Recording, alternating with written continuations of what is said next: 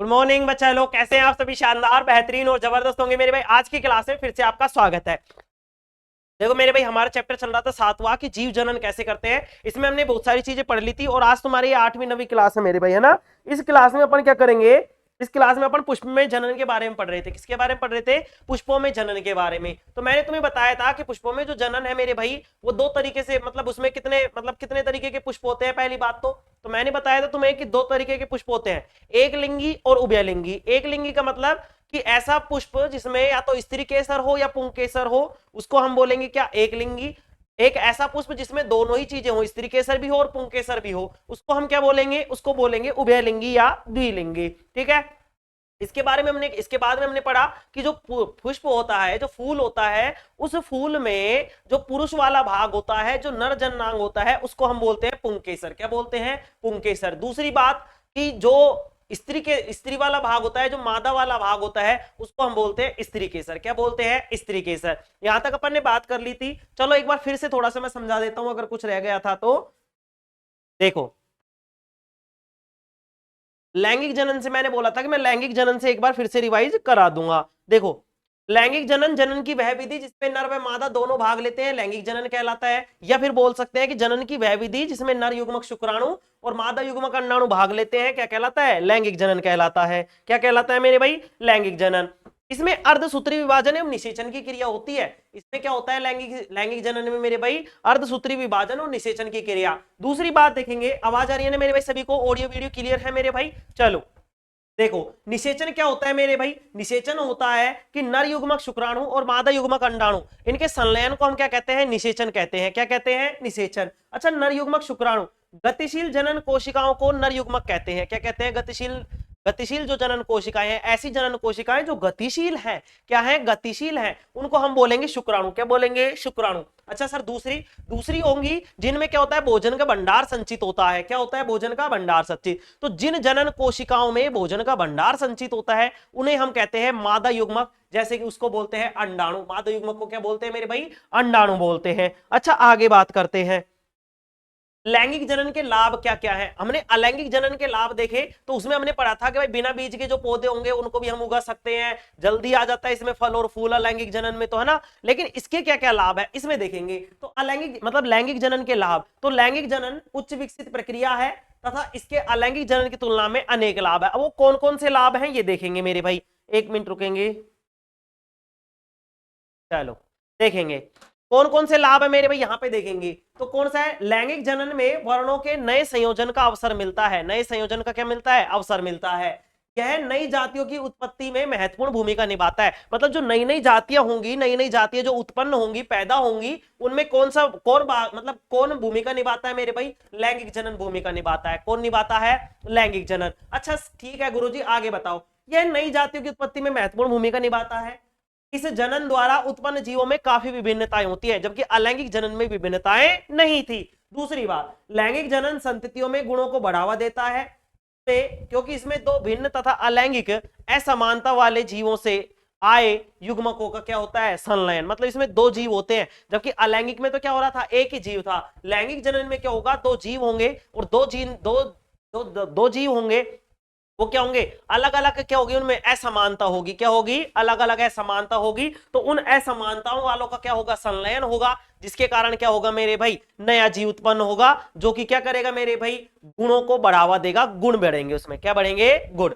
आगे देखो, नोट डाल के मैंने इस चीज को लिखवाया था। इस विधि से उत्पन्न संतति शारीरिक रूप से जनक से भिन्न होती है। शारीरिक रूप से तो जनक से भिन्न होगी, लेकिन डीएनए के स्तर पे बात करेंगे, अगर डीएनए की जांच की जाएगी तो डीएनए क्या होगा मेरे भाई? सेम होगा, समान होगा। क्या होगा? समान होगा। लैंगिक जनन को मुख्यतः दो भागों में बांटा गया है। कौन कौन से भागों में? पहला है पौधों में लैंगिक जनन, दूसरा है जंतुओं में लैंगिक जनन। मतलब यहाँ पे जो लैंगिक जनन पढ़ेंगे वो दो चीजों में पढ़ेंगे। कौन कौन में? एक तो पौधों में पढ़ेंगे और दूसरा पढ़ेंगे जंतुओं में। अच्छा, हम पहले जो बात कर रहे हैं वो पढ़ रहे हैं हम कौन सा? पौधों में लैंगिक जनन। कौन सा पढ़ रहे हैं? पौधों में लैंगिक जनन। आ जाओ।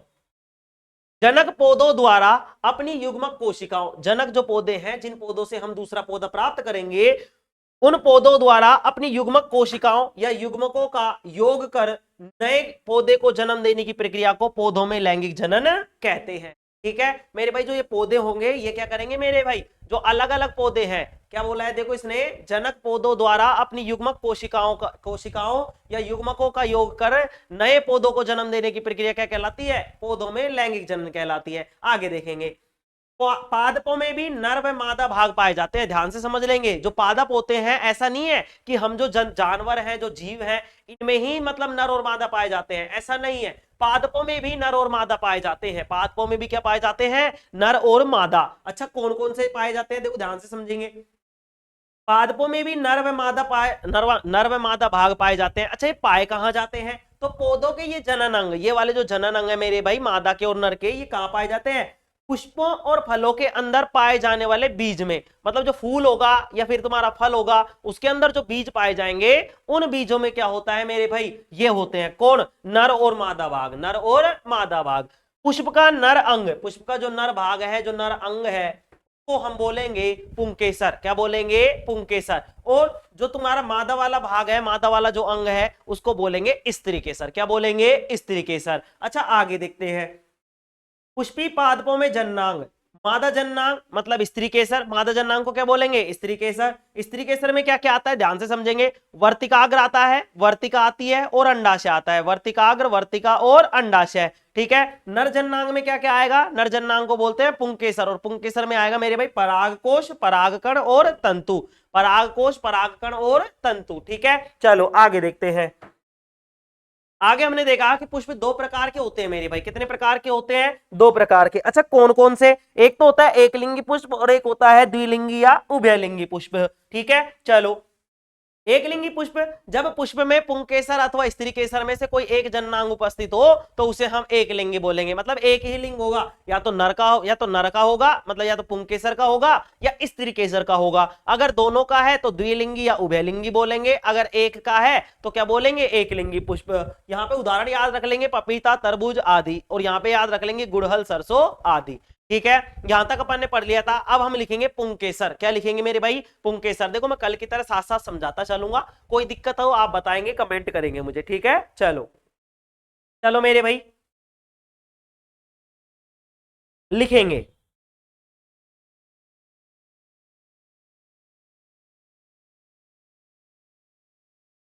ठीक है, लिखेंगे मेरे भाई, यहां पे लिखेंगे पुंकेसर। एक मिनट,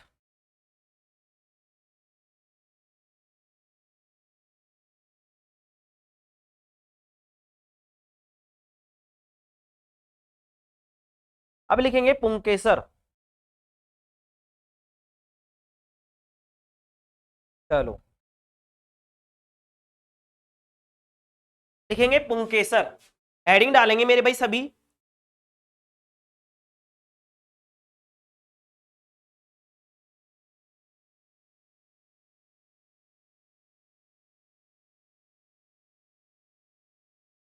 पुंकेसर, इस पुंकेसर के बारे में लिखेंगे मेरे भाई। पुंकेसर में लिखेंगे यह नर जन्नांग है, लिखेंगे, लिखेंगे यह नर जननांग है।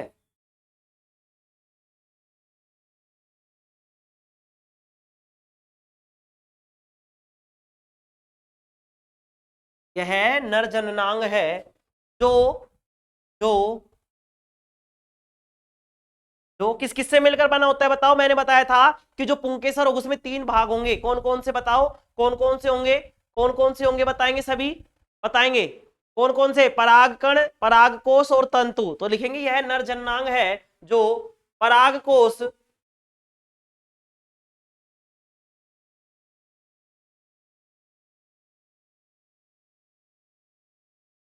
कोमा परागकण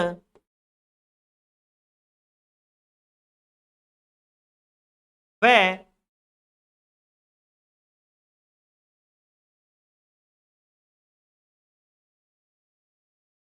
तंतुओं से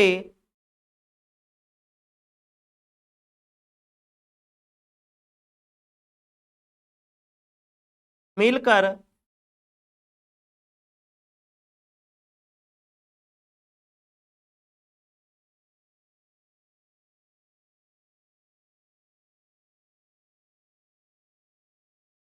बना होता है मेरे भाई, ठीक है, मिलकर बना होता है। आगे लिखेंगे,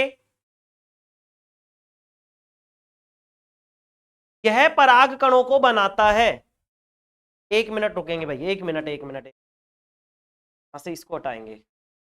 पराग कोश व तंतुओं से मिलकर बना होता है, ये लिखेंगे।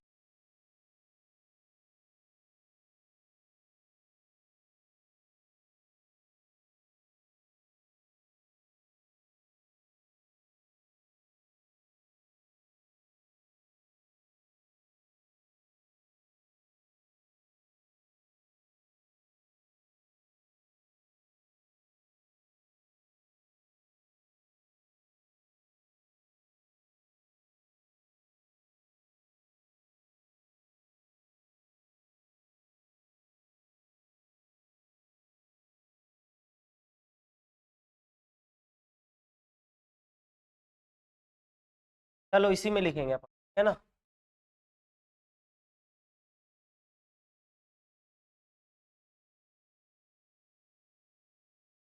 पराग कोश व तंतुओं से मिलकर बना होता है। पराग कोश व तंतुओं से मिलकर बना होता है, इसी में लिखेंगे। यह क्या काम करता है, ये पराग कणों को बनाता है, लिखेंगे यह पराग कणों को बनाता है।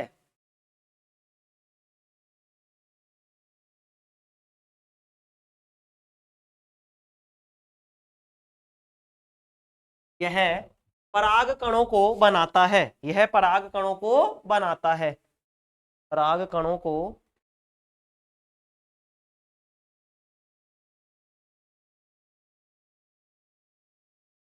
बनाता है मेरे भाई। ये क्या करता है, पराग कणों को बनाता है। अच्छा आगे लिखेंगे इसमें, पराग कोश क्या होता है। देखो अब यहां में हमने पराग कोश तो पढ़ लिया, लेकिन अब ये पराग कोश है क्या, चलो इसके बारे में बात करते हैं। तो लिखेंगे पराग कोश, अगली हेडिंग लिखेंगे पराग कोश, लिखेंगे पराग कोश, अगली हेडिंग लिखेंगे पराग कोश,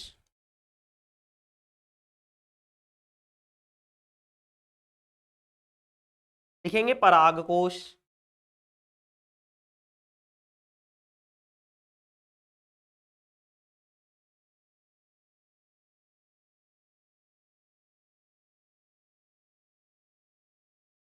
अब पराग कोश में लिखना मेरे भाई, पराग कोश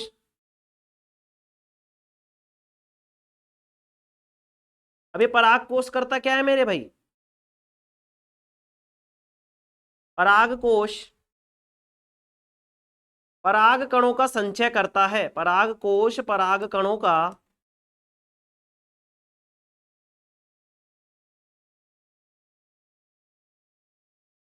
पराग कणों का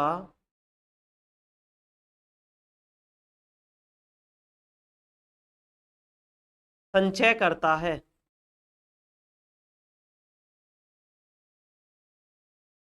क्या करता है, पराग कणों का संचय करता है। तो पराग कोश पराग कणों का क्या करता है मेरे भाई, संचय करता है। अब लिखेंगे पराग कण, क्या लिखेंगे, पराग कण लिखेंगे मेरे भाई, लिखेंगे पराग कण,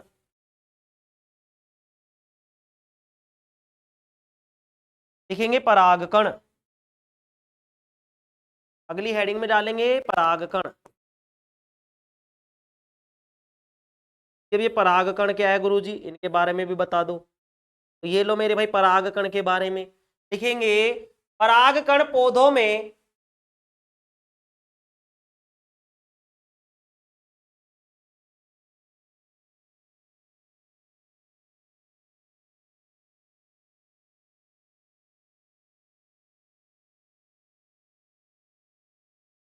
पराग कण पौधों में नर युग्मक है मेरे भाई, क्या है, नर युग्मक।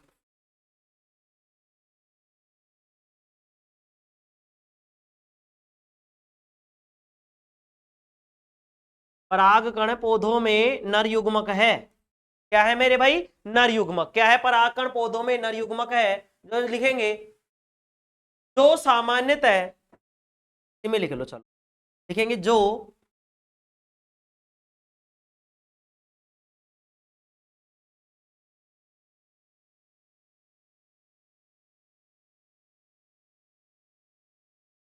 सामान्यतः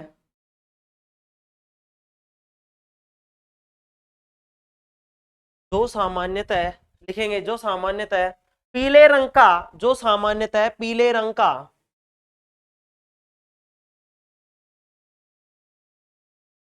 पीले रंग का पाउडर जैसा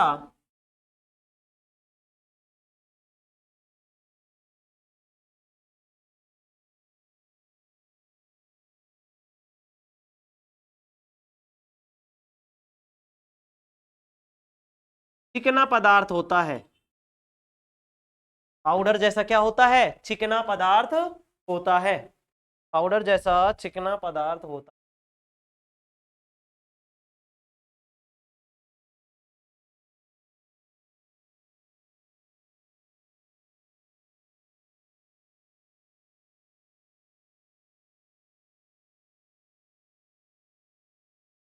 पाउडर जैसा क्या होता है मेरे भाई? चिकना पदार्थ होता है। चलो आगे लिखेंगे इसी में स्त्री केसर। पराग कोष हो गए, पराग कण हो गए, ठीक है।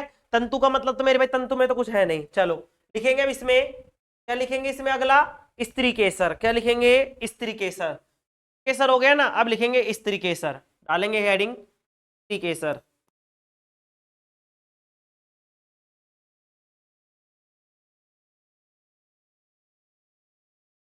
स्त्री केसर में लिखेंगे मेरे भाई, स्त्री केसर में लिखेंगे यह मादा जननांग है, लिखेंगे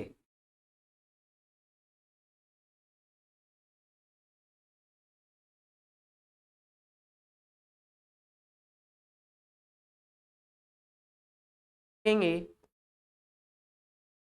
यह मादा जननांग है मेरे भाई,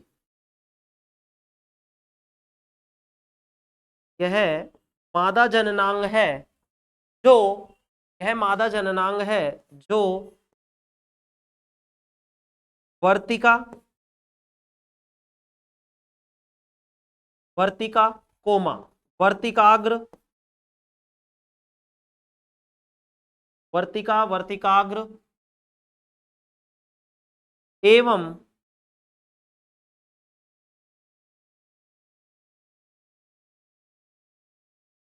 अंडाशय से मिलकर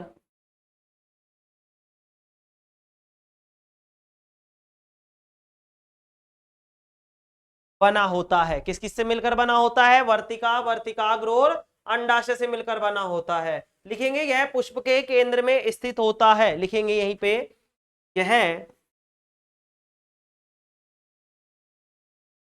यह पुष्प के केंद्र में स्थित होता है, लिखेंगे यह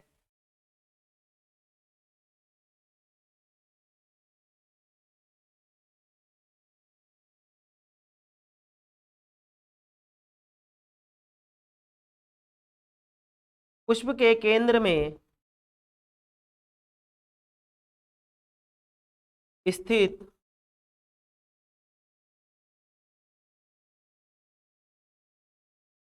होता है। किसके केंद्र में स्थित होता है? पुष्प के केंद्र में। चलो आगे लिखेंगे अब इसमें वर्तिकाग्र। क्या लिखेंगे?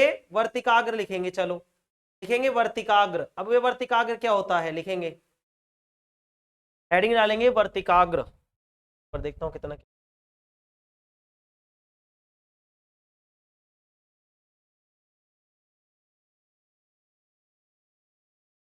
लिखेंगे वर्तिकाग्र,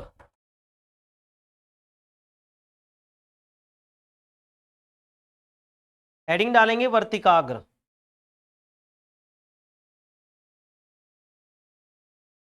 लिखेंगे वर्तिकाग्र।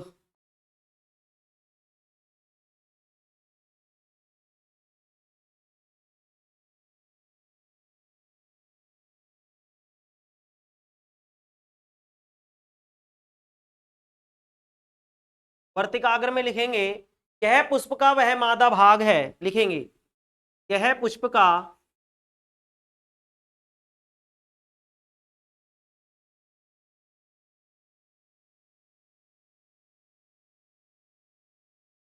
वह मादा भाग है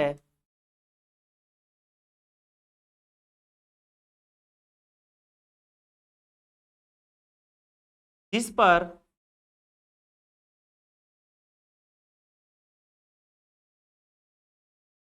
परागण की क्रिया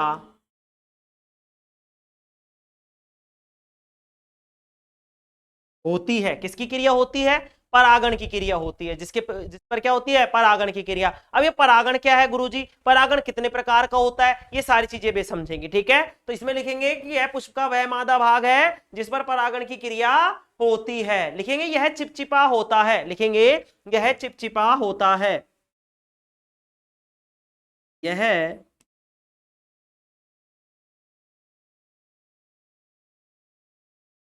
का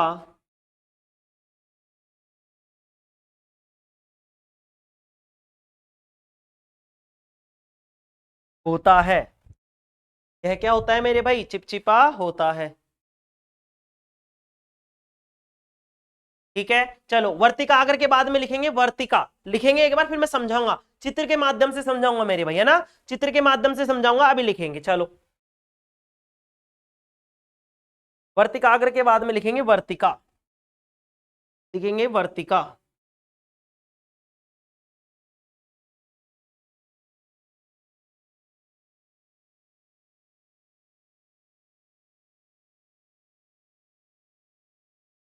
वर्तिका में लिखेंगे वर्तिका को परागनली भी कहा जाता है। लिखेंगे वर्तिका को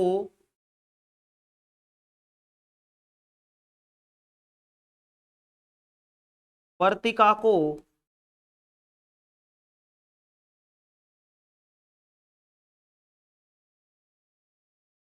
परागनली भी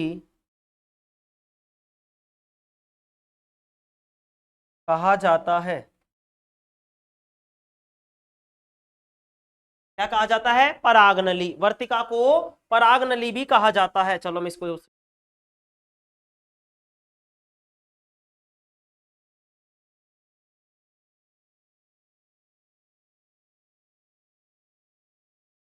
दिख रहा है। अब वर्तिका दिख रहा है। वर्तिका को परागनली भी कहा जाता है। लिखेंगे यह नर युग्मक को अंडाशय तक पहुंचाता है। लिखेंगे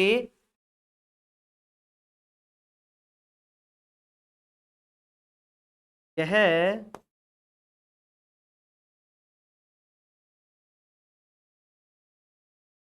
नर युग्मक को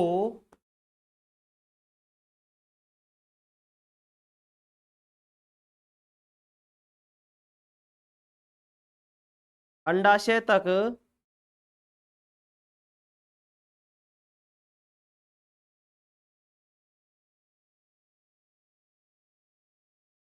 पहुंचाता है। कहां तक पहुंचाता है? नर युग्मक को अंडाशय तक पहुंचाता है। अब लिखेंगे अंडाशय। लिखेंगे अंडाशय।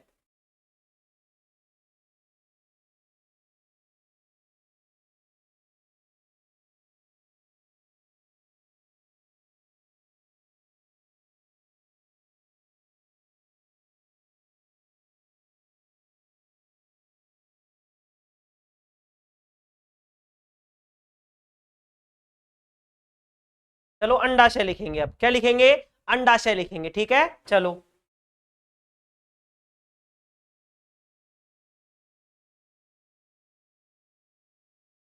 अंडाशय लिखेंगे। अब अंडाशय क्या होता है? ये अंडाशय जो होता है ना मेरे भाई, ये मादा जननांग का प्रमुख अंग होता है और इसमें संलयन की अभिक्रिया होती है, निषेचन की अभिक्रिया होती है। लिखेंगे इसमें, लिखेंगे अंडाशय पुष्प का। लिखेंगे अंडाशय पुष्प का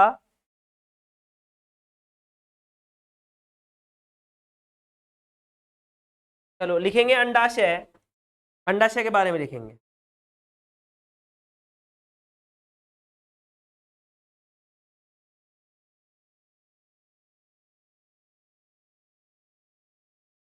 अंडाशय लिखेंगे अंडाशय।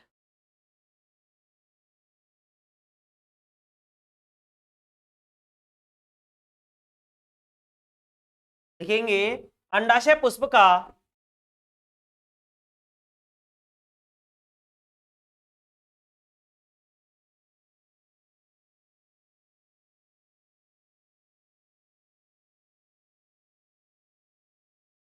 अंडाशय पुष्प का प्रमुख मादा जननांग है, अंडाशय प्रमुख, अंडाशय पुष्प का एक प्रमुख, अंडाशय पुष्प का एक प्रमुख मादा जननांग है।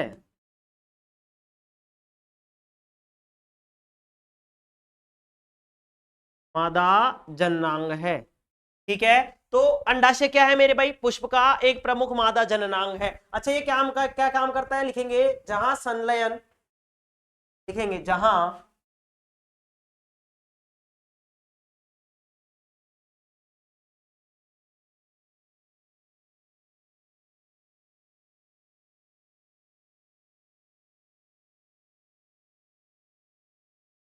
संलयन, संलयन का मतलब है मेरे भाई निषेचन,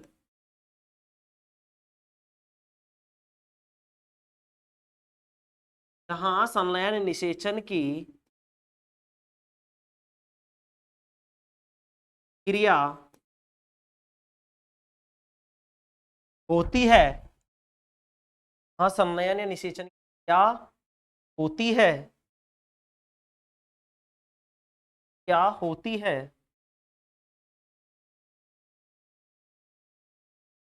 और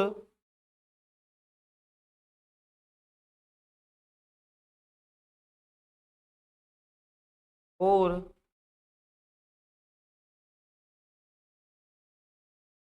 भ्रूण का निर्माण होता है। किसका निर्माण होता है, भ्रूण का निर्माण होता है मेरे भाई, ठीक है। चलो यहां तक कर उतारेंगे सभी एक बार।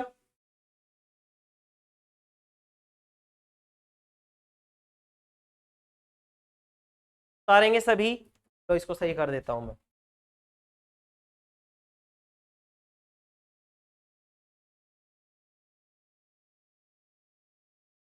दिख रहा है सभी को, हाँ ठीक है। चलो उतारेंगे, तब तक मैं इसमें एक चित्र ऐड कर देता हूं, है ना।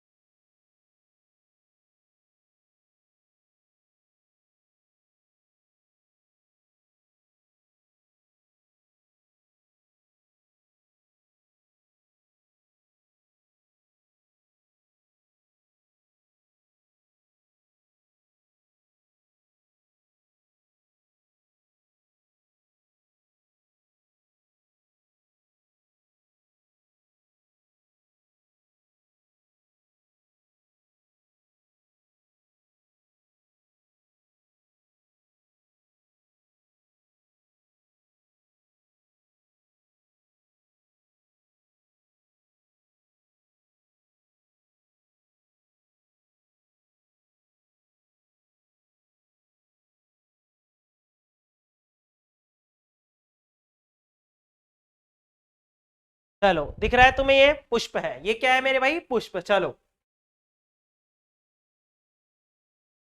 और कल इसकी सही से फोटो लगा दूंगा, आज तो तुम्हें समझाने के लिए है, ठीक है, समझाने के लिए है मेरे भाई। इस पुष्प में मैं तुम्हें बहुत सारी चीजें बताने वाला हूं, उनको ध्यान से समझेंगे, ठीक है। चलो समझाऊं, समझाऊं क्या, चलो स्टार्ट करते हैं समझना। देखो ये पुष्प को समझाता हूं, फिर मैंने जो लिखा है वो समझाता हूं, ठीक है।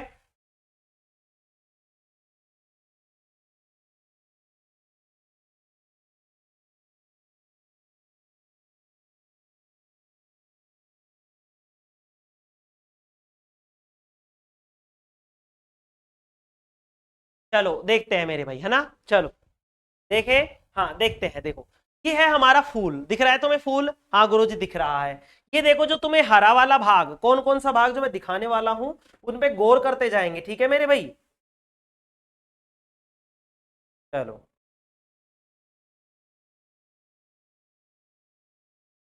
देखो ये वाला देखेंगे, ठीक है, जो मैं बता रहा हूं।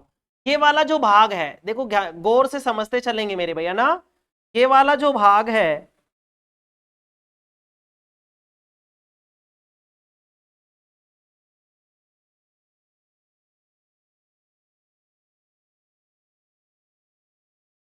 ठीक है, मतलब कि ये वाला जो भाग दिख रहा है तुम्हें इस तरीके से, ये घड़े के जैसे, घड़े के जैसे का जो आकार दिख रहा है तुम्हें ये वाला, ठीक है, इसको मैं मिटाता हूं यहां से।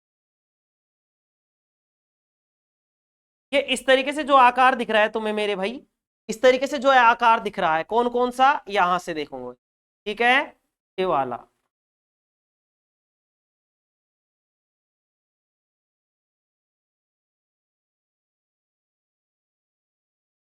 देखो यहां से, ठीक है। ये जो तुम्हारे बीच के जो घड़ा सा दिख रहा है, इसको मैं इधर बना के दिखा रहा हूं अलग से।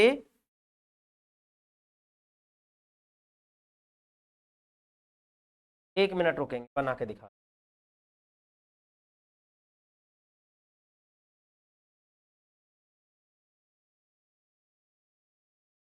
इस तरीके से जो तुम्हें दिख रहा है, इस तरीके से जो तुम्हें इसका ये भाग दिख रहा है मेरे भाई, और यहां पे इस तरीके से एक अंडा रखा हुआ है। क्या रखा हुआ है? एक अंडा, जो कि इससे यहाँ पे लगा हुआ है, ठीक है मेरे भाई। ये इस तरीके से तुम्हें दिख रहा है इस चित्र में, हाँ गुरुजी दिख रहा है। इसको बोलते हैं अपन क्या, इसको बोलते हैं स्त्री केसर। इस जो ये पूरा भाग है, ये पूरा का पूरा जो भाग है मेरे भाई, इसको बोलते हैं स्त्री केसर। क्या बोलते हैं? स्त्री केसर बोलते हैं। क्या बोलते हैं? स्त्री केसर। कैसे चित्र बनाएंगे गुरुजी? ऐसे तो बना लोगे मेरे भाई, देखो मैं बना के दिखाता हूं। देखो सबसे पहले क्या करना है भाई तुम्हें, सबसे पहले क्या करना है, देखो चलो देखो, सबसे पहले तुम्हें क्या करना है, इस तरीके से घड़े की जैसे आकृति बनानी है। इस तरीके से बना दोगे? इस तरीके से घड़े की सी आकृति, हाँ गुरुजी बना देंगे। इस तरीके से 2 या 3 इस तरीके से ये निकाल देना। निकाल दिए? हाँ गुरुजी निकाल दिए। इसमें तुम्हें क्या करना है, एक अंडा रखना है। क्या रखना है? अंडा। इस तरीके से अंडे को रख दोगे तुम, हाँ गुरुजी रख देंगे, ये अंडा हो गया, ठीक है। चलो अब इसके बाद में तुम्हें क्या करना है, इसके बाद में यहां से इस तरीके से तुम्हें, ये इस तरीके से तुम्हें वो निकालने हैं यहाँ पे इस तरीके।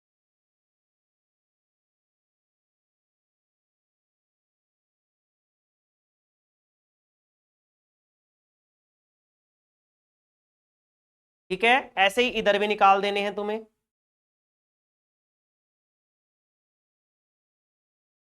इसी तरीके से तुम्हें यहां से भी निकाल देना है, इसी तरीके से। और निकालना चाहो तो और निकाल देंगे इस तरीके से, ठीक है, ये लो। ठीक है, निकाल दिए? हाँ गुरुजी निकाल दिए। यहाँ पे तुम्हें की पत्ती बनाने की जरूरत, अगर तुम पत्ती बनाना चाहते हो तो पत्ती बना दोगे इस तरीके से, फूल की जैसे। यहाँ पे इस तरीके से तुम्हें भाईदल पुंज बनाना है, मतलब समझते चलेंगे मेरे भैया ना, तरीके से, मतलब तुम पत्ती बना देना इस तरीके से।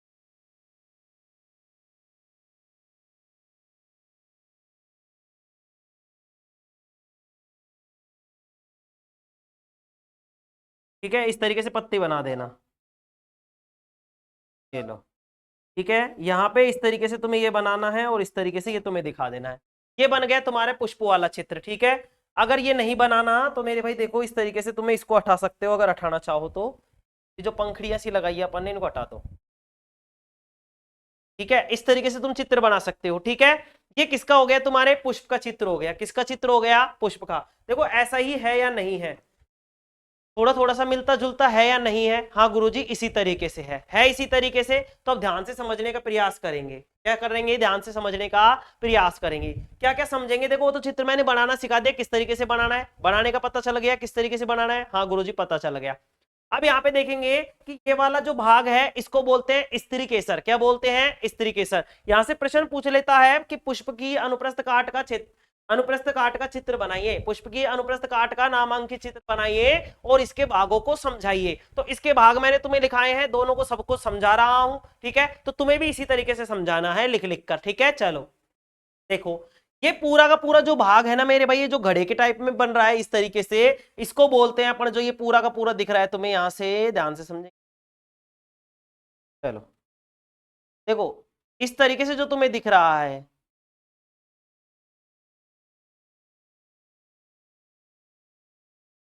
इस तरीके से जो तुम्हें दिख रहा है, इसको बोलते हैं मेरे भाई पुंकेसर। क्या बोलते हैं, मतलब सॉरी स्त्री केसर। क्या बोलते हैं इस पूरे भाग को, स्त्री केसर बोलते हैं। क्या बोलते हैं, स्त्री केसर बोलते हैं। ये रखा मैंने स्त्री केसर, ठीक है। क्या बोलते हैं इसको, स्त्री केसर बोलते हैं। क्या बोलते हैं मेरे भाई, स्त्री केसर। अच्छा, स्त्री केसर में मैंने भाग बताए थे तुम्हें, वर्तिकाग्र, वर्तिका और अंडाशय। वर्तिकाग्र, वर्तिका और अंडाशय। देखो इनको बोलते हैं, इसको बोलते हैं स्टिग्मा, इसको बोलते हैं स्टाइल और इसको बोलते हैं ओवरी, ठीक है। और स्त्री केसर को बोलते हैं पिस्टिल। क्या बोलते हैं, पिस्टिल बोलते हैं इंग्लिश में। इंग्लिश में क्या बोलते हैं, पिस्टिल बोलते हैं, पिस्टिल, ठीक है। पिस्टल नहीं पिस्टिल, पिस्टल नहीं पिस्टिल, ठीक है।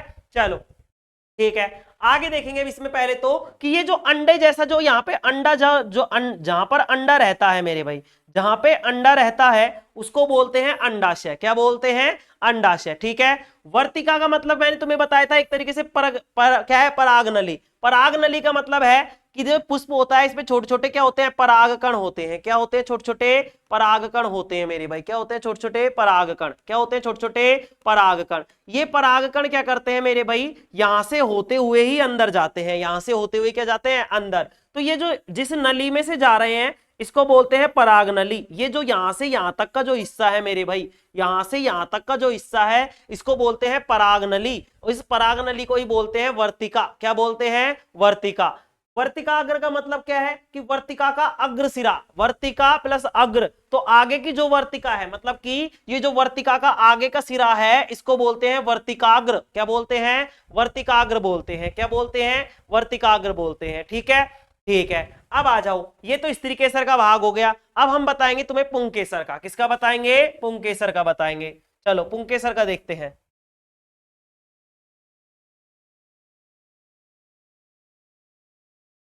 ठीक है, पुंकेसर का समझेंगे।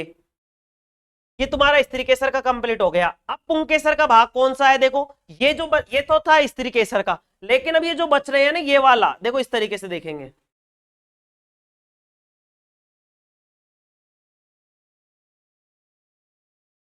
देखो ये वाले जो हिस्से बच रहे हैं, ये वाला जो हिस्सा बच रहा है, ये वाला जो हिस्सा बच रहा है, ठीक है, इधर ये वाला हिस्सा जो बच रहा है और इधर वाला जो ये हिस्सा बच रहा है, ये किसका भाग है, ये है मेरे भाई पुंकेसर के। किसके हैं, पुंकेसर के। तो ये वाला जो हिस्सा दिख रहा है ना तुम्हें, एक अकेला हिस्सा भी जो दिख रहा है तुम्हें इस तरीके से, ये क्या है मेरे भाई, पुंकेसर है। क्या है, पुंकेसर। देखो इसमें 4 पुंकेसर दिखा रखे हैं, एक ये रहा, एक ये रहा, एक ये रहा और एक ये रहा। चलो हम इसकी पुंकेसर की बात कर लेते हैं, इस वाले पुंकेसर की, ठीक है, इस वाले पुंकेसर की बात कर लेते हैं, ठीक है। अब देखो पुंकेसर में क्या क्या याद रखना है, देखो तुम्हें कि पुंकेसर में 2 चीजें होती हैं। क्या क्या, परागकोश होता है, परागकण होते हैं और तंतु होते हैं। परागकोश, परागकण और तंतु। तो देखो ये है परागकोश। क्या है मेरे भाई, परागकोश। और ये वाला जो है उसको बोलते हैं तंतु। क्या बोलते हैं, ये वाले हिस्से को तंतु बोलते हैं। ये वाला हिस्सा जो बोलेंगे वो होगा तंतु, और ये वाला जो हिस्सा होगा इसको बोलेंगे परागकोश। क्या बोलेंगे, परागकोश। अच्छा किसके हिस्से हैं ये तुम्हारे पुंकेसर के, स्टैमेन का है। किसका है, स्टैमेन का, ठीक है, पुंकेसर। अब देखो यहां इस पराग कोश में क्या होंगे, कोश का मतलब होता है एक तरीके से खजाना। तो किसका खजाना, पराग कणों का, पराग कणों का। तो पराग कण कहां पे होते हैं, पराग कोश में। किसमें होते हैं, पराग कोश में होते हैं। और ये क्या हो गया तुम्हारा, तंतु हो गया। तो ध्यान से समझ लेंगे, पराग कोश और पराग कण और पराग, मतलब देखो पराग कोश, परागकण और तंतु किसमें होंगे, पुंकेसर में। स्त्री केसर में क्या होंगे, वर्तिका, वर्तिकाग्र और अंडाशय, ठीक है, अंडाशय, वर्तिका और वर्तिकाग्र, ठीक है। ये स्त्री केसर के भाग होंगे। ये पुष्प हो गया। अब चलो जो मैंने लिखाया उसको समझा देता हूं। देखो यहाँ पे देखेंगे पुंकेसर, यह नर जननांग है। क्या है? नर जननांग, जो परागकोश व तंतुओं से मिलकर बना है। किस किस से मिलकर बना है? बताओ बताओ, किस किस से मिलकर बना है? बताएंगे सभी। तुम बोलोगे गुरुजी ये परागकोश और तंतुओं से मिलकर बना है। किस किस से मिलकर बना है? बताओ। परागकोश और तंतुओं से मिलकर बना है। परागकोश और तंतुओं से मिलकर बना है। अच्छा, मैं पूछूं कि परागकोश करता, ये पुंकेसर करता क्या है? भाई ये पुंकेसर करता क्या है? तो यह पराग कणों को बनाता है। पराग कणों को बनाने का जो काम है वो कौन करता है? बताओ कौन करता है? तुम बोलोगे गुरुजी पुंकेसर करता है। कौन करता है मेरे भाई? पुंकेसर करता है। अच्छा, ये पुंकेसर ने पराग कण तो बना दिए, अब ये परागकोश क्या है गुरुजी? ये पराग कणों को कहां रखेगा? तो इन पराग कणों को रखेगा परागकोश में। किसमें रखेगा? परागकोश में। तो परागकोश क्या होता है? परागकोश पराग कणों का संचय करता है। अगर वो कह देगा ना प्रश्न में, देखो समझेंगे, अगर वो प्रश्न में कह देगा कि पुष्प की अनुप्रस्थ काट का चित्र बनाइए, तो तुम्हें का चित्र बनाना है। उसके बाद में उसके भागों को दर्शाना है कि भाई ये भाग होते हैं। उसके बाद में तुम्हें ये बताना है कि कौन सा भाग में क्या होता है। अगर वो 4 नंबर में दे, 3 नंबर में दे, तो तुम्हें इस तरीके से सारा का सारा लिख के आना है। ठीक है, चलो अब देखते हैं इसमें कि परागकोश पराग कणों का संचय करता है। आगे देखेंगे परागकण। परागकण पौधों में नर युग्मक है। किसमें नर युग्मक है? पौधों में नर युग्मक है। परागकण क्या है मेरे भाई? पौधों में नर युग्मक है, जो सामान्यतः पीले रंग का पाउडर जैसा चिकना पदार्थ होता है। देखो तुमने कई बार कई फूलों को देखा होगा, जब तुम इन फूलों को ऐसे मसल देते हो तो तुम देखते हो इसमें से पीला पीला सा मतलब ऐसे पदार्थ निकलता है, चिकना चिकना सा निकलता है। उसी को बोलते हैं अपन क्या? परागकण। क्या बोलते हैं? परागकण। चलो परागकोश समझ में आ गया, परागकण समझ में आ गया। अब आ जाते हैं स्त्री केसर पर। किस पर आ जाते हैं? स्त्री केसर पर। यह मादा जननांग है। यह क्या है? मादा जननांग है, जो वर्तिका वर्तिकाग्र एवं अंडाशय से मिलकर बना होता है। किस किस से मिलकर बना होता है मादा जननांग में? ध्यान से समझेंगे, जो वर्तिकाग्र और अंडाशय से मिलकर बना होता है। यह पुष्प के केंद्र में स्थित होता है। कहां पे स्थित होता है? पुष्प के केंद्र में। केंद्र का मतलब है पुष्प के बीच में। जो मैंने ये जो इस तरीके से घड़ासा दिखाया था, वो कहां पे था? फूल के बीचों बीच था, पुष्प के बीचों बीच था या नहीं था? देखो बताओ, ये बीचों बीच है या नहीं है? बीचों बीच है या नहीं है? तुम बोलोगे हाँ गुरुजी बीचों बीच है। तो देखो मेरे भाई, ये कहाँ स्थित होता है? बीचों बीच मतलब केंद्र में स्थित होता है। अब इस तरीके में आता है वर्तिकाग्र। यह पुष्प का वह मादा भाग है जिस पर परागण की क्रिया होती है। क्या होती है? परागण की क्रिया। अच्छा, ये परागण क्या होता है ये भी पढ़ेंगे अपन, है ना? तो पहले देखेंगे, समझेंगे कि ये क्या है मेरे भाई? यह पुष्प का वह भाग है जिस पर परागण की क्रिया होती है। यह चिपचिपा होता है मेरे भाई। कैसा होता है? चिपचिपा होता है। अच्छा, वर्तिका की बात करें, वर्तिका को परागनली भी कहा जाता है। यह नर युग्मक को अंडाशय तक पहुंचाता है। मैंने तुम्हें बताया था कि यहां से क्या होगा मेरे भाई? इस तरीके से परागकण होंगे, और ये परागकण कहां से गति करेंगे मेरे भाई? इस परागनली में से होकर गति करेंगे। किस में से गति करेंगे? परागनली में से होकर। और इस परागनली को ही बोलते हैं वर्तिका। क्या बोलते हैं? वर्तिका बोलते हैं। चलो आगे आ जाओ, अंडाशय देखेंगे। अंडाशय पुष्प का प्रमुख मादा जननांग है, जहां संलयन या निषेचन की क्रिया होती है और भ्रूण का निर्माण होता है। मतलब जो नया पुष्प का जो निर्माण होगा, उसका जो भ्रूण बनेगा वो कहां बनेगा? अंडाशय में बनेगा। और संलयन की क्रिया या निषेचन की क्रिया पुष्प में कहां होती है? तो बताएंगे अंडाशय में होती है। कहां पे होती है? बताओ कहां पे होती है? तुम बोलोगे गुरुजी अंडाशय में होती है। कहां पे होती है? बताओ। अंडाशय में होती है। चलो आगे बढ़ते हैं। ठीक है, आगे बढ़ते हैं और आगे लिखेंगे मेरे भाई। अब आगे लिखेंगे इसमें, देखो इसमें दोनों चीजें हैं। अगर वो तुमसे स्त्री केसर का चित्र पूछे तो स्त्री केसर का बता देंगे, और पुंकेसर का पूछे तो पुंकेसर का बता देंगे। अगर स्त्री केसर का चित्र पूछेगा तो तुम इस तरीके से बना दोगे, ठीक है ना? स्त्री केसर का इस तरीके से बना दोगे। अगर पुंकेसर की बात करेगा तो पुंकेसर में तुम इस तरीके से दिखा के, और यहाँ पे इस तरीके से ये दिखाकर, और तुम इस तरीके से इसको दिखा देना। ठीक है, इस तरीके से मतलब तुम क्या करोगे? मतलब इस तरीके से तुम पुष्प में इस तरीके से दिखा देना। ठीक है, यहाँ पे इस तरीके से इसको इस तरीके से कर देंगे, और यहाँ पे इस तरीके से दिखा देंगे। भाई ये ऐसे होता है गुरुजी। ठीक है, ये होता है तुम्हारा क्या? पुंकेसर। क्या होता है मेरे भाई? पुंकेसर। तो ये तो हो गया पुंकेसर और ये हो गया स्त्री केसर। अब अगर इस पुंकेसर और स्त्री केसर को मिला दें तो इस तरीके से चित्र बन जाएगा तुम्हारा।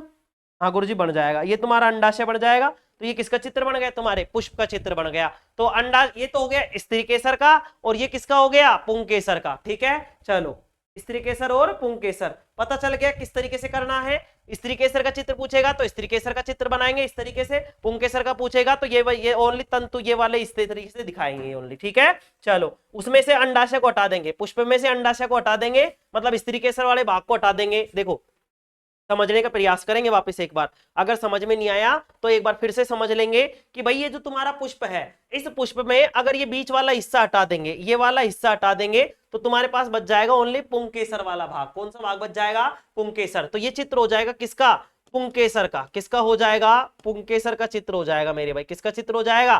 पुंकेसर का। अगर इनमें से ये पुंकेसर हटा लेंगे और ओनली ये वाला भाग रख देंगे अपन, ये वाले चीजों को तो हटा देंगे, ये वाले चीजों को हटा देंगे, अगर पुंकेसरों को हटा देंगे तो क्या बच जाएगा? ओनली स्त्री केसर। ये स्त्री केसर का चित्र हो गया। वो जो वाला पूछे वही बना के आना है। स्त्री केसर पूछे तो स्त्री केसर, पुंकेसर पूछे तो पुंकेसर बनाना है। ठीक है, चलो अब आगे लिखेंगे मेरे भाई। अब आगे जो बात करेंगे हम पढ़ेंगे जनन की प्रक्रिया। अब क्या पढ़ेंगे मेरे भाई? जनन की प्रक्रिया पढ़ेंगे। चलो लिखेंगे। अब ये फूलों में जो लिखेंगे पुष्पों में जनन की प्रक्रिया।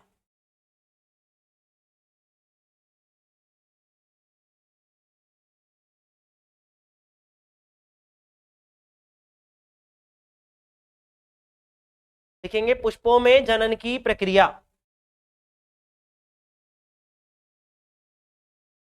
लिखेंगे पुष्पों में जनन की प्रक्रिया।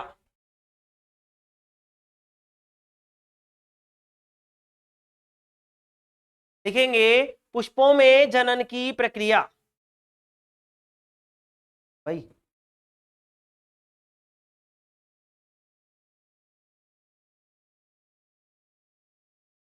चलो लिखेंगे, हेडिंग डालेंगे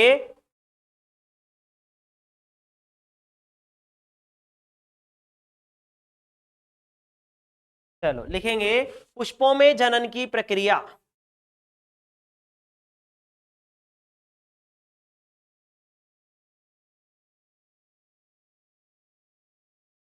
पुष्पों में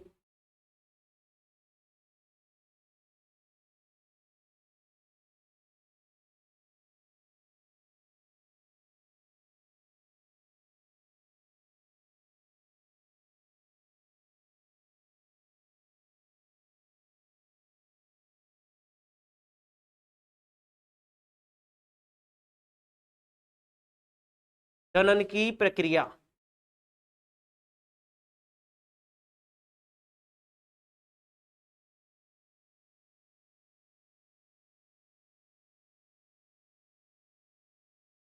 पुष्पों में जनन की प्रक्रिया दिख रहा है सभी को? चलो अब मैं इसको एक प्रोसेस की तरह बना के दिखा रहा हूं, तो लिखेंगे पराग कणों का वर्तिकाग्र पर स्थानांतरण। पहले मैं एक बार एक डायग्राम की तरह समझाने का प्रयास कर रहा हूं, फिर तुम्हें मैं बताऊंगा किस तरीके से काम करता है। ठीक है, चलो यहाँ पे लिखेंगे, यहाँ पे लिखेंगे मेरे भाई, लिखेंगे पराग कणों का वर्तिकाग्र पर स्थानांतरण। लिखेंगे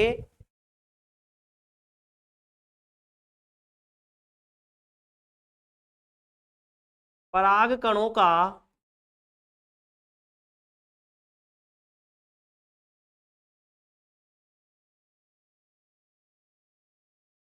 पराग कणों का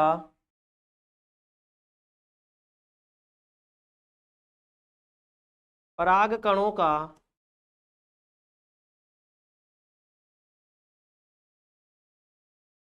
वर्तिकाग्र पर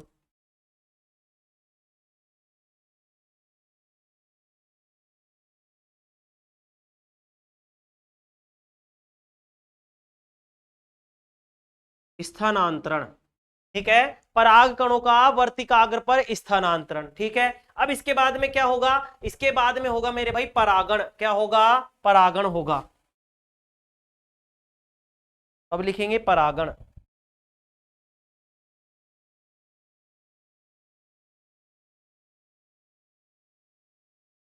अब लिखेंगे मेरे भाई, अब क्या होगा? परागण होगा।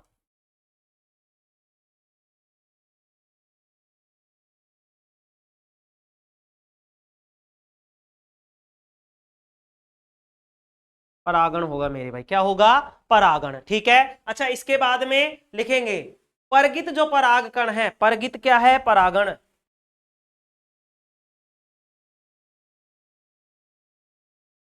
लिखेंगे यहाँ पे परगित परागकण का, लिखेंगे परगित परागकण का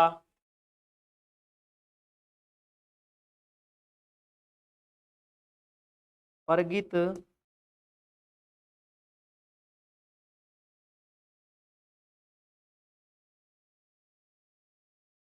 परागकण का वर्तिका से होते हुए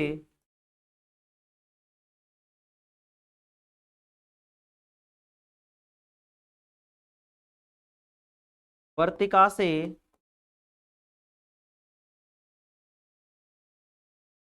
होते हुए कहां तक जाएगा, वो बीजांड तक जाएगा। कहां तक जाएगा, बीजांड तक। तो परगित परागकण का वर्तिका से होते हुए लिखेंगे बीजांड तक पहुंचना, होते हुए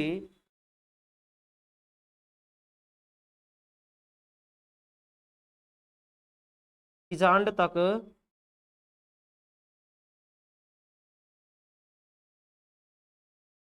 पहुंचना। ठीक है, ठीक है मेरे भाई। चलो अब इसके बाद में क्या होगा,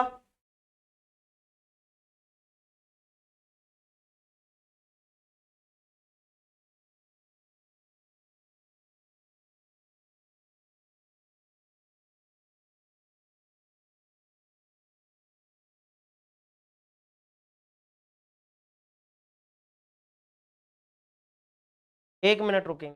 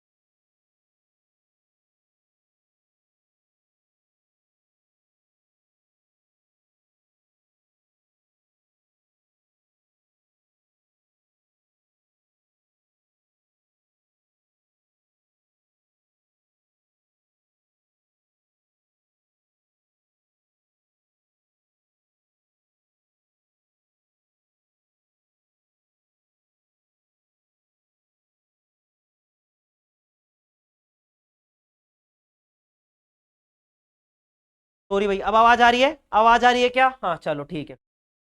चलो इससे आगे लिखेंगे मेरे भाई, परागकणों का वर्तिकाग्र पर स्थानांतरण, फिर परागण होगा, फिर जो परगित परागण है जिसका परागकण हो गया, ऐसा कण, ऐसा परागकण जो क्या हो गया, जिसका परागण हो गया उसको बोलेंगे परगित परागकण।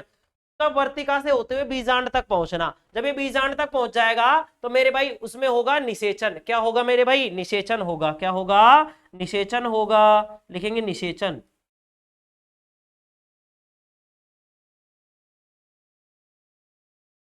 निषेचन होगा मेरे भाई, है ना। अब निषेचन के बाद में क्या होगा, अब निषेचन के बाद में जो होगा मेरे भाई उसको लिखेंगे, निषेचन के बाद में लिखेंगे युग्मनज का निर्माण होगा। किसका निर्माण होगा मेरे भाई, युग्मनज का। किसका निर्माण होगा, युग्मनज का निर्माण होगा, जाइगोट बनेगा तो लिखेंगे युग्मनज का निर्माण, युग्मनज का निर्माण। किसका निर्माण होगा, युग्मनज का। ठीक है, का निर्माण होगा, युग्मनज का निर्माण होगा। अब युग्मनज के निर्माण में क्या लिखेंगे, भ्रूण विकसित हो जाएगा मेरे भाई। क्या हो जाएगा, भ्रूण विकसित, युग्मनज। ठीक है, इसमें लिखेंगे, इसके बाद में लिखेंगे भ्रूण का विकास, है या भ्रूण का विकसित होना, लिखेंगे इसमें भ्रूण का विकसित होना, लिखेंगे भ्रूण का विकसित होना।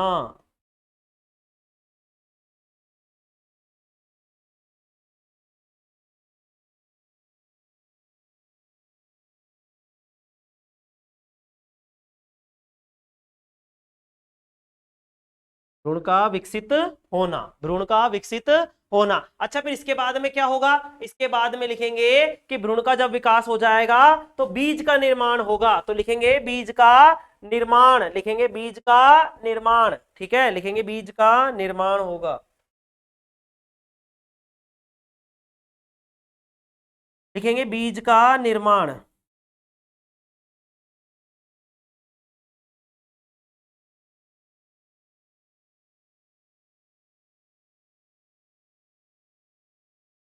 बीज का निर्माण होगा। इस बीज के निर्माण के बाद में जब ये बीज बन जाएगा, इसके बाद में होगा मेरे भाई अंकुरण। क्या होगा? अंकुरण होगा। क्या होगा बताओ? अंकुरण होगा। क्या होगा? अंकुरण, ठीक है। चलो लिखेंगे अंकुरण होगा भाई, बीज के निर्माण के बाद में क्या होगा? अंकुरण होगा।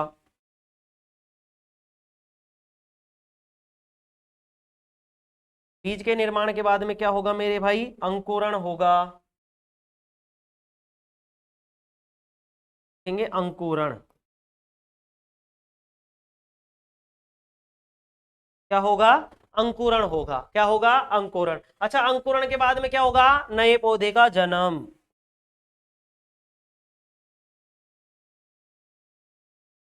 लिखेंगे नए पौधे का जन्म।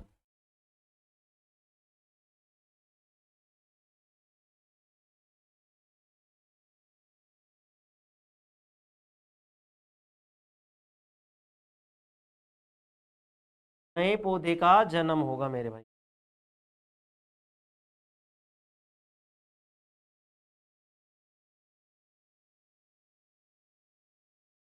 नए पौधे का जन्म।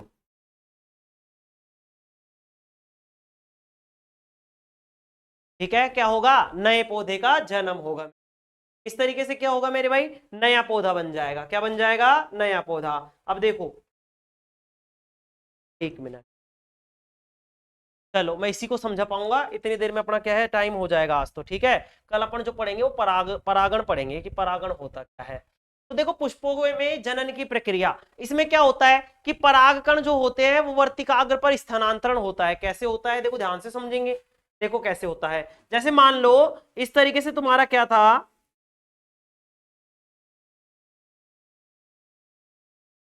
ये इस तरीके से था यहाँ पे तुम्हारा क्या था? अंडाणु था, मतलब अंडाशय था, ठीक है। चलो अब देखो क्या होगा कि पराग कणों का वर्तिकाग्र पर स्थानांतरण कहां से होगा? जैसे यहाँ पे इस तरीके से तुम्हारे पास, ये तुम्हारे पास क्या था मेरे भाई? पुंकेसर था। इस पुंकेसर में क्या थे तुम्हारे? ये पराग कोष था। इसमें से परागकण होंगे। क्या होंगे? परागकण। ये मान लो कोई परागकण है, ये परागकण आएगा तुम्हारे पास कहां पे? वर्तिकाग्र पर, और ये वर्तिकाग्र पर इस तरीके से आकर ये बैठ गया मान लो। तो देखो क्या होगा? परागकणों का वर्तिकाग्र पर स्थानांतरण। तो परागकण यहां से उठकर यहां आ गया, मतलब कि इसका क्या हो गया? स्थानांतरण। तो परागकणों का स्थानांतरण होगा। फिर होगी परागण की प्रक्रिया। क्या होगी? परागण की प्रक्रिया। तो यहां पे मेरे भाई, यहां पे होगा परागण। क्या होगा? परागण होगा। क्या होगा मेरे भाई? परागण। ध्यान से समझ लेंगे कि परागण कहां होगा? क्या वर्तिका में होगा? क्या तुम बोलोगे नहीं गुरुजी, कहां होगा? वर्तिकाग्र पर। तो परगित पराग, अब देखो परागण हो गया। अब ये परागण के बाद में क्या होगा? जब ये परागण हो जाएगा तो ये तो तुम्हारा ये परगित जो तुम्हारा परागकण है, जो परगित परागकण है मेरे भाई, ये कहां पहुंच जाएगा? यहां से देखो, परगित परागकण का वर्तिका से होते हुए बीजांड तक पहुंचना। देखो ये फूल था, फूल में एक तो स्त्री केसर था, एक पुंकेसर था। इस पुंकेसर ने क्या किया? परागकण निकाला। जैसे ये परागकण निकला, ये यहाँ पे जाके चिपक गया। जैसे ये चिपका, यहाँ पे इसका परागण हो गया। क्या हो गया? परागण। परागकण और परागण अलग चीज है, ठीक है। तो यहाँ पे क्या हो जाएगा? परागण हो जाएगा। जो परागकण होने के बाद में जो परागकण था वो वर्तिका से होता हुआ कहां पहुंच जाएगा? बीजांड तक पहुंच जाएगा। अब जब ये बीजांड पर इस तरीके से पहुंच गया तो इनका बन जाएगा, ये क्या कर लेंगे? निषेचन कर लेंगे। क्या कर लेंगे? निषेचन। निषेचन करके क्या बना लेंगे? ये युग्मनज बना लेंगे। क्या बना लेंगे? युग्मनज। अब जब ये युग्मनज बना लेंगे तो युग्मनज बनाने के बाद में क्या हो जाएगा? भ्रूण बन जाएगा। क्या बन जाएगा? भ्रूण बन जाएगा मेरे भाई। क्या बन जाएगा? भ्रूण। मतलब कि यहाँ पे एक इस तरीके से, मतलब मान लो कि ये नया पौधा या नया पुष्प बनने के लिए क्या है? नया पौधा बनने के लिए तैयार है। नया पौधा बनने के लिए क्या है? तैयार है। तो भ्रूण का विकास हो जाएगा। जैसे ही कोई भ्रूण बनेगा मेरे भाई, कोई भी भ्रूण बनेगा तो उसके अंदर, जैसे ये फूल है, इसके अंदर जैसे बीज है तो उसके अंदर भी बीज आएंगे। हाँ गुरुजी, तो उसके अंदर भी क्या होंगे मेरे भाई, बीज का निर्माण होगा। क्या होगा, बीज का निर्माण। फिर ये पूरा का पूरा जो ये बीज ये बना था तुम्हारे पास, जो भी युग्मनज बना था, इसका क्या हो जाएगा, पूरे का जो बीज बन के, बीज बनते ही इसका अंकुरण हो जाएगा। अंकुरण का मतलब ये फूटने लग जाएगा। क्या होने लग जाएगा, फूटने लग जाएगा। और फूट कर क्या बना लेंगे मेरे भाई, नए पौधे को क्या कर देंगे, ये जन्म दे देंगे। क्या कर देंगे, नए पौधे को जन्म दे देंगे मेरे भाई। क्या दे देंगे, नए पौधे को जन्म। इस तरीके से मेरे भाई नया पुष्प बनता है। क्या बनता है, नया पुष्प। कैसे कैसे, पुंकेसर से जो परागकण होता है वो वर्तिकाग्र पर जाता है। वर्तिकाग्र पर जाने के बाद में वो वहां पर परागण की क्रिया करता है। परागण की प्रक्रिया करने के बाद में जो परिगित परागकण है वो वर्तिका से होते हुए बीजांड तक जाता है। बीजांड में जब जाएगा तो वहां पे देखो तुम्हारे पास वहां पे अंडाणु था, अंडाणु के बाद में इसमें परागकण भी चला गया, मतलब कि स्त्रीकेसर और मतलब पुंकेसर दोनों के भाग चले गए। वहां पे इसका क्या होगा, युग्मनज होगा, जाइगोट बनेगा। जाइगोट बनने के बाद में भ्रूण का निर्माण होगा मेरे भाई। भ्रूण का निर्माण होने के बाद में उसमें बीज का निर्माण होगा। जैसे ही बीज का निर्माण होगा वो अंकुरित होगा और अंकुरित होकर नए पौधे को क्या कर देगा, जन्म दे देगा। इस तरीके से पुष्पों में जनन की प्रक्रिया चलती है। ठीक है, कल हम पढ़ेंगे ये परागण। क्या पढ़ेंगे, परागण। परागण क्या होता है, कितने प्रकार का होता है, पूछता है बार बार। ठीक है, चलो आज के लिए इतना ही काफी। Thank you all of you, take care, love you all. ठीक है, ओके।